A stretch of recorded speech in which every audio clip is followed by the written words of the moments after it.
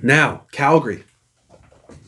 Not many changes at forward for Calgary. You got Sean Monahan and Johnny Gaudreau. Gaudreau, who struggled a bit last year in terms of his normal capability. But if these guys get the connection going, that's an insane first line. They also have Elias Lindholm, a bit able to play center, plays a bit of right wing as well. The right shot. He is a very very strong two way player. Couldn't ask for anything better out of a player like that. Then you're looking at Michael Backlund, one of the probably the ideal third line center, elite third line center. He's one of the few guys I'd use the word elite on a third line as a third line center. Very strong player. But they also have the size and the grit and the depth and the strong defensive ability. Matthew Tkachuk with the grit up on the first line. Plus he's so skilled, and he's Brad Marchand. Really, how do you compare him to anything else? And he's doing it at such an early age too. Can't say enough about the Calgary Flames' depth and toughness and grit. You got Sam Bennett, just he is a tank out there. What a tough player, good Canadian kid. And then Lucic, he's slowed down a bit, but he can bang and he is tough as can be, obviously. And we know this, one of the best fighters in the league the last decade. He's an absolute tank, rarely loses a fight.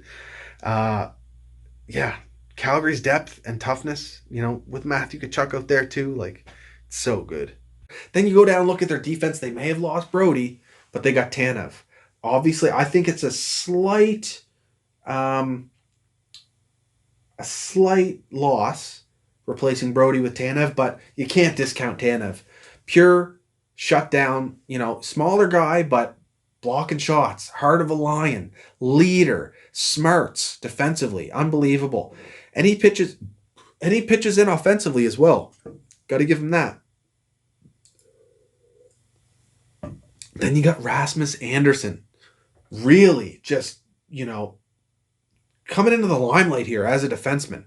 Big, smart, strong defensively. Got that offensive, the ability to move the puck up the ice, get through the neutral zone. And Giordano, 1 season removed as a Norris candidate, or a Norris winner. 74-point season. Struggled a little bit last year. Could have been dealing with some injuries. This is an elite caliber Canadian defenseman. One of the best. So that decor is unbelievable. So I think Calgary is going to be rolling with some very strong chemistry to start this return to play.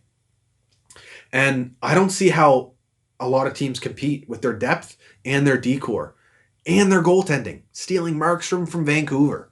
Like, just what a just thug moment move for that management crew. Brad Treliving just yanking an elite goalie out of Vancouver, their huge rival, and bringing them into Calgary. Just, oh man, I would be trolling Canucks fans like crazy if I was a Flames fan. Let me tell you right now. And I love the Canucks. It actually stings quite a bit that you guys jacked him from us, because that's wrong, man. That's wrong. Anyway, Calgary is a very special team, or very strong team, and I'm looking forward to what they'll do in the Canadian division. Once again, they're going to be top 3. It's going to be hard for teams to compete with them.